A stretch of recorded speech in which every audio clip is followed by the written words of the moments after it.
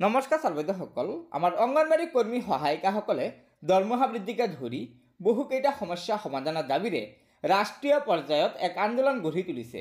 হয় ছাৰ্বৈদসকল, বলক আমি জানি লওঁ আমাৰ দেশৰ অংগনবাড়ী কৰ্মী সহায়িকাসকলে কি মূল দাবীৰে এই আন্দোলন গঢ়ি তুলিছে।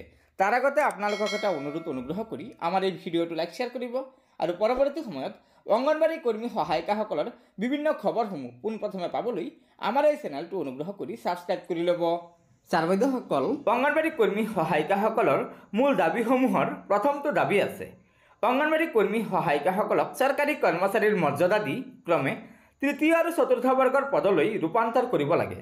দ্বিতীয়তে, চৰকাৰী কৰ্মচাৰীৰ মৰ্যাদা নোপোৱালৈকে কৰ্মীসকলক প্ৰতিমাহে 24,000 টকা আৰু সহায়িকাসকলক প্ৰতিমাহে 18,000 টকাৰ মাননি দিব লাগে। তৃতীয়তে, কৰ্মীক 50% বিভাগীয় কোটাত ছুপাৰভাইজাৰ পদত পদোন্নতি আৰু সহায়িকাসকলক কৰ্মীৰ পদত সমানুপাতিকভাৱে পদোন্নতি দিব লাগে। 4 নম্বৰত কৈছে উন্নত মানৰ এণ্ড্ৰইড মোবাইলৰ বাবে পুনৰ 20,000 টকাৰ ধন সকলো কৰ্মীৰ বাবে উপলব্ধ কৰি বছৰি পৰ্যাপ্ত পৰিমাণৰ টকা কৰ্মীসকলক আগতীয়াকৈ ৰিচাৰ্জৰ বাবে দিব লাগে। অংগনবাড়ী কৰ্মী সহায়িকাসকলৰ আৰু এটা প্ৰধান দাবী হৈছে অৱসৰৰ পিছত প্ৰতিমাহে 10,000 টকাকৈ পেঞ্চনৰ সুবিধা দিব লাগে, লগতে জীৱন বীমা নিশ্চিত কৰিব লাগে।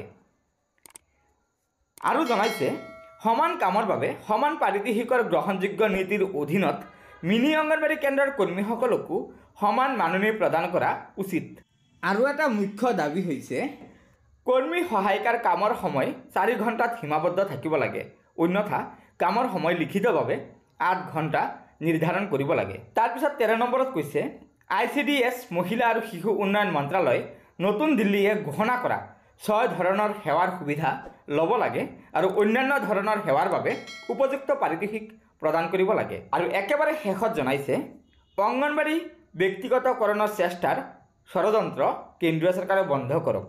গতিকে ছাৰ্বৈদসকল, এয়া নিশ্চয় আমাৰ ৰাজ্যৰ লগতে দেশৰ অংগনবাড়ী কৰ্মী সহায়িকাসকলৰ বাবে এটা অত্যন্ত গুৰুত্বপূৰ্ণ খবৰ যে আমাৰ অংগনবাড়ী কৰ্মী সহায়িকাসকলে ৰাষ্ট্ৰীয় পৰ্যায়ত তেওঁলোকৰ ন্যায্য প্ৰাপ্তিৰ দাবীৰে এক বৃহৎ আন্দোলন গঢ়ি তুলিছে। আশা কৰিছোঁ আমাৰ কেন্দ্ৰীয় চৰকাৰে অংগনবাড়ী কৰ্মী সহায়িকাসকলৰ এই মূল দাবীসমূহ পূৰণ কৰাৰ চেষ্টা কৰিব। গতিকে ছাৰ্বৈদসকল, আপোনালোকে অনুগ্ৰহ কৰি আমাৰ এই ভিডিঅ'টো লাইক শ্বেয়াৰ কৰিব আৰু পৰৱৰ্তী সময়ত অংগনবাড়ী কৰ্মী সহায়িকাসকলৰ বিভিন্ন খবৰসমূহ পোনপ্ৰথমে পাবলৈ আমাৰ এই চেনেলটো ছাবস্ক্ৰাইব কৰি ল'ব।